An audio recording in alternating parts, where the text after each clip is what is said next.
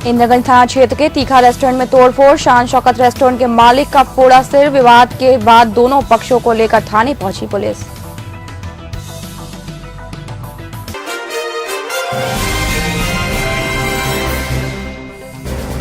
हजीरा के काठमी इलाके में पिता पुत्र की हत्या के मुख्य आरोपी शिवा को पुलिस ने दबोचा। कोर्ट से 3 दिन की रिमांड पर लिया। 2 आरोपी अभी भी फरार।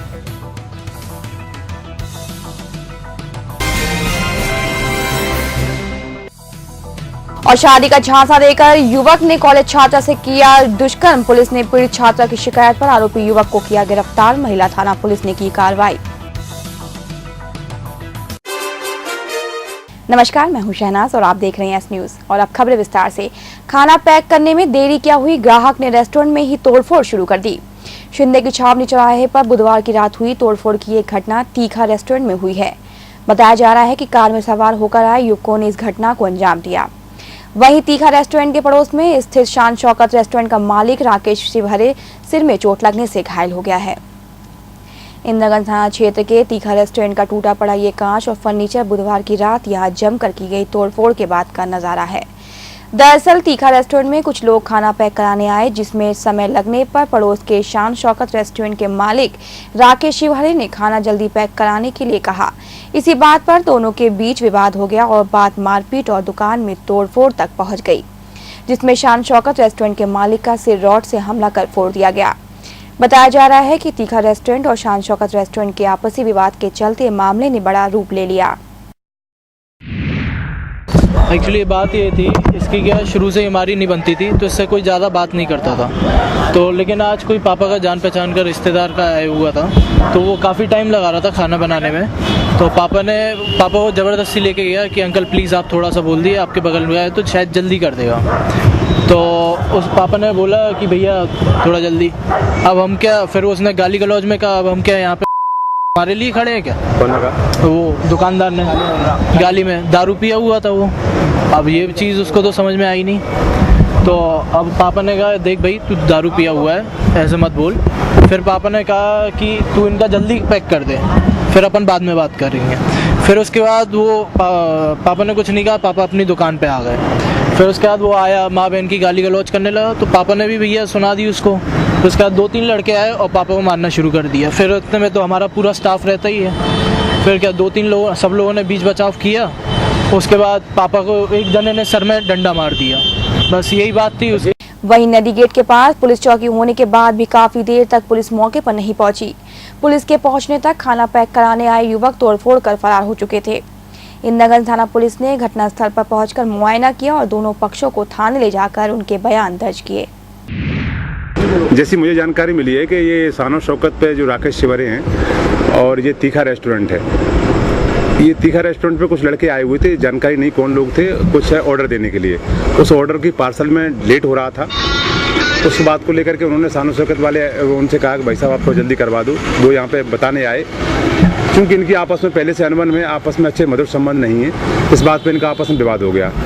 उसी बीच में कुछ और लड़के आ गए जो गाली गलौज होकर के एक दूसरे की मारपीट कर दी। अभी दोनों पक्षों को थाने पे सुनना हो, जो कौन क्या बताता है, अपनी किसकी गलती है, उसके खिलाफ कार्रवाई करें। हजीरा क्षेत्र के कांचमी इलाके में पिता पुत्र की हत्या कर सनसनी फैलाने वाले मुख्य आरोपी को पुलिस ने आखिरकार दबोच ही लिया। पुलिस ने आरोपी युवक को 3 दिन के रिमांड पर लेकर उससे पूछताछ शुरू कर दी है। पुलिस अभिरक्षा में खड़े इस युवक शिवा कुशवाहा पर पिता पुत्र की हत्या का आरोप है। 22 सितंबर की शाम हजीरा के कांचमी इलाके में सफेद कार में सवार होकर आए इस युवक और इसके साथियों ने और ताबड़तोड़ फायरिंग कर राम कुमार तोमर और उनके बेटे कल्लू तोमर को गोली मारकर मौत के घाट उतार दिया था।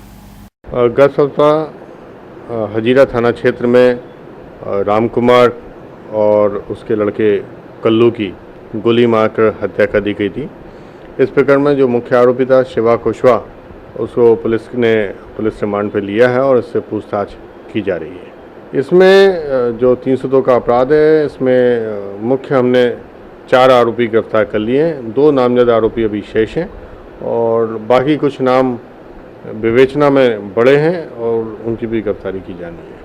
पुलिस ने इस हत्याकांड के 4 मुख्य आरोपियों को अपनी गिरफ्त में ले लिया है। साथ ही 2 नामजद आरोपियों की पुलिस अभी तलाश कर रही है और जल्द ही ढूंढने की बात कह रही है। बीसीए की एक छात्रा ने एक युवक पर शादी का झांसा देकर दुष्कर्म करने का आरोप लगाया है।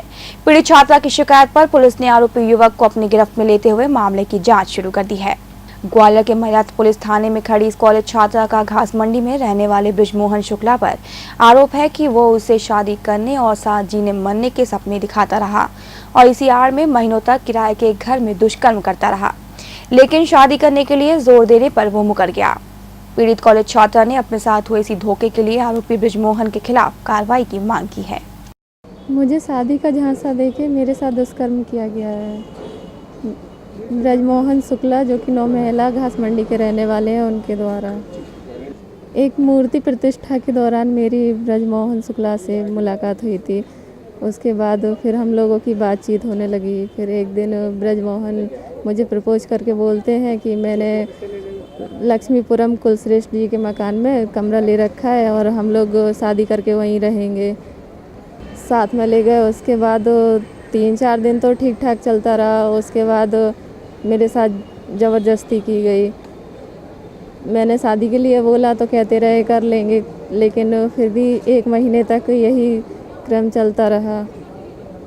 तो इसीलिए जब मैंने उनको फिर भी शादी के लिए कहा तो शादी से मुकर गए। मारपीट भी करते थे मेरे साथ। तो मैं इसको सज़ा दिलवाना चाहती हूँ क्योंकि मेरे साथ फ्रॉड हुआ है। वहीं महिला थाना पुलिस ने पीड़िता की शिकायत पर आरोपी बृजमोहन शुक्ला को गिरफ्तार करते हुए उसके खिलाफ दुष्कर्म का मामला दर्ज कर मामले की जांच शुरू कर दी है। ये महिला ने कंप्लेन की है कि बृजमोहन शुक्ला निवासी घास मंडी का है। ये करीबन 2-2.5 महीने पहले से उसको प्रेम मोहब्बत का झांसा देकर किराए के कमरे में ले गया था और वहाँ कहता रहा कि शादी कर लेंगे, शादी कर लेंगे। तो शादी का झांसा देता रहा और 1 महीने तक उसके साथ लगातार दुष्कर्म करता रहा। जो फिर महिला ने आकर हमारे यहाँ कंप्लेन की, जिसमें से धारा 376 के तहत प्रकरण पंजीबद्ध कर लिया गया है। आरोपी को गिरफ्तार कर लिया गया है। ग्वालियर में ये कोई पहला मामला नहीं है जब किसी युवती को बहला फुसलाकर उसके साथ दुराचार हुआ हो। बावजूद इसके ऐसी घटनाएं थमने का नाम नहीं ले रही हैं। 7 अक्टूबर को कांग्रेस के राष्ट्रीय उपाध्यक्ष राहुल गांधी ग्वालियर के मेला ग्राउंड में जनाक्रोश जनसभा को संबोधित करेंगे। राहुल गांधी के दौरे को देखते हुए शहर के कांग्रेसी नेताओं ने सभा को सफल बनाने के लिए तैयारियां तेज कर दी हैं। इसी सिलसिले में बुधवार को जिला कांग्रेस कार्यालय पर विशेष बैठक का आयोजन किया गया। बैठक में ये तय हुआ है कि राहुल की सभा को देखते हुए सभी नेताओं को उनकी जिम्मेदारियां सौंप दी जाएं। आज श्रीमंत माधवराव सिंधिया कांग्रेस भवन पर हमारे कांग्रेस के समस्त वरिष्ठ जन यहाँ बैठे हुए हैं। हम सभी लोग 17 अक्टूबर को हम सभी के राष्ट्रीय उपाध्यक्ष अखिल भारतीय कांग्रेस कमेटी माननीय राहुल गांधी जी के आगमन पर इस जनाक्रोश महारैली को, महासभा को एक ऐतिहासिक रूप प्रदान करने के लिए हम यहाँ बैठे हुए हैं। और हमें लगता है कि कहीं ना कहीं 17 अक्टूबर को जो हमारा कार्यक्रम मेला मैदान में आयोजित होने जा रहा है, हमारे जनप्रिय नेता श्रीमद महाराज ज्योतिरादित्य सिंधिया जी के कुशल मार्गदर्शन में एक ऐतिहासिक कार्यक्रम ये भारतीय जनता पार्टी की जन विरोधी नीतियों के खिलाफ यहाँ होगा। और हम ये मान करके चलते हैं, आज जो हमारे वरिष्ठ जन यहाँ आए हुए हैं उनका मार्गदर्शन शहर जिला कांग्रेस कमेटी, ग्रामीण कांग्रेस कमेटी को मिलेगा। और इस कार्यक्रम को ऐतिहासिक बनाने के लिए कौन कौन से मार्ग और कौन कौन से कदमों को हमको अपनाना होगा, ऐसी हम सभी लोग बैठ कर के यहाँ चर्चा कर रहे हैं। और यहाँ वक्त के छोटे से ब्रेक के बाद भी खबरों का सिलसिला जारी रहेगा। बने रहिए एस न्यूज़ के साथ।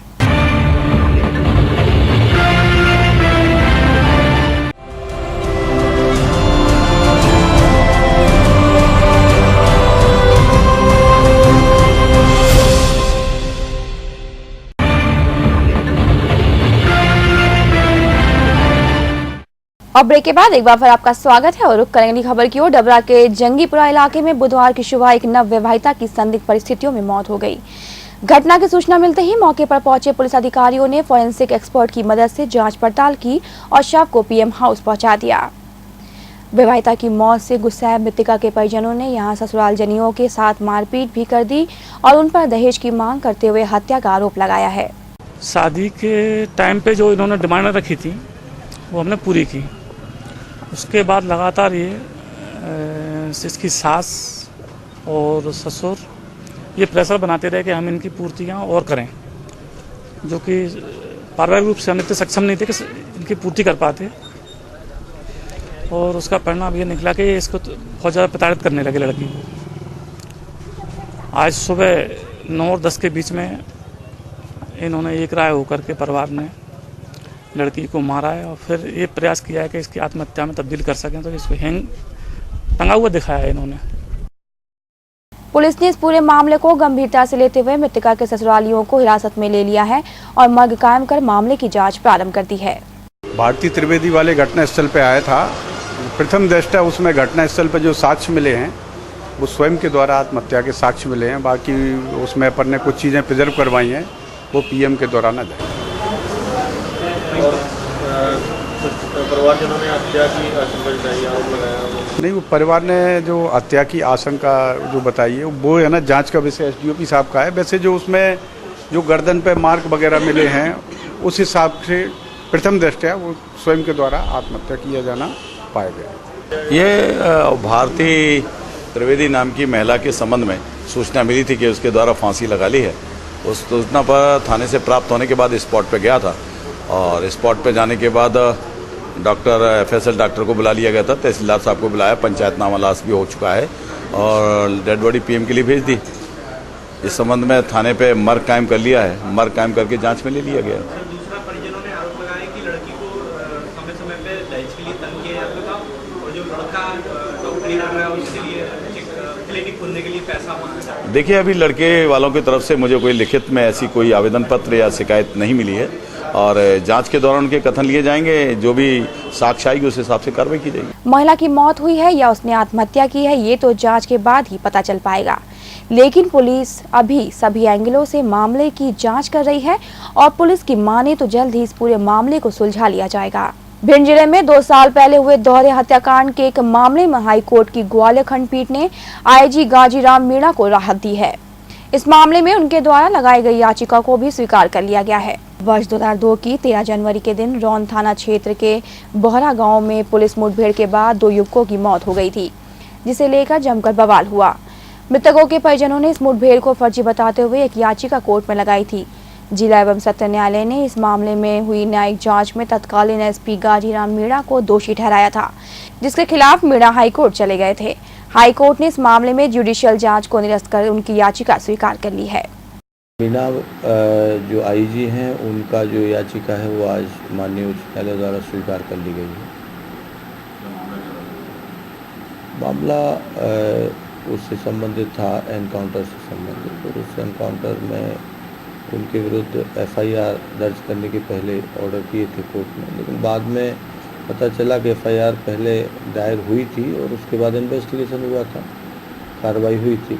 तो पूरा विचार के बाद माननीय उच्च न्यायालय द्वारा पाया गया है कि उनकी जो याचिका है वो स्वीकार की जाए, और स्वीकार की गई है। आज फैसला ही हुआ है, अलाउ की गई है। वहीं अंचल में नेशनल हाईवे की बदहाल स्थिति पर हाईकोर्ट की ग्वालियर खंडपीठ ने नाराजगी जाहिर की है। ग्वालियर देवास हाईवे मामले की सुनवाई करते हुए कोर्ट ने 7 अक्टूबर को केंद्रीय वन एवं पर्यावरण मंत्रालय के सचिव को तलब किया है और केंद्रीय सचिव से वन्य जीव व वन क्षेत्र के क्लियरेंस की स्थिति के बारे में जानकारी मांगी गई है। न्यायालय ने इस मामले में कोर्ट कमिश्नर भी नियुक्त कर दिए हैं। Justice SK. गंगेले और जी.डी. सक्सेना की युगल पीठ ने ग्वालियर देवास हाईवे मामले की सुनवाई करते हुए एडवोकेट योगेश चतुर्वेदी को कोर्ट कमिश्नर नियुक्त किया है। वे ग्वालियर से गुना तक NH3 की मौजूदा स्थिति देखकर रिपोर्ट देंगे। इसके अलावा माधव नेशनल पार्क के संरक्षण को वन्यजीव क्षेत्र के लिए प्रगति रिपोर्ट प्रस्तुत करने के आदेश भी दिए गए हैं। याचिकाकर्ता नरेश यादव की ओर से पैरवी एडवोकेट पवन विजय वर्गीय ने की तो NHAI की ओर से एडवोकेट मनीष सारस्वत ने पक्ष रखा। वहीं शासन का पक्ष अतिरिक्त महाअधिवक्ता MPPS रघुवंशी ने रखा। और यहाँ वक्त एक और छोटे से ब्रेक के बाद भी खबरों का सिलसिला जारी रहेगा। बने रहिए इस न्यूज़ के साथ।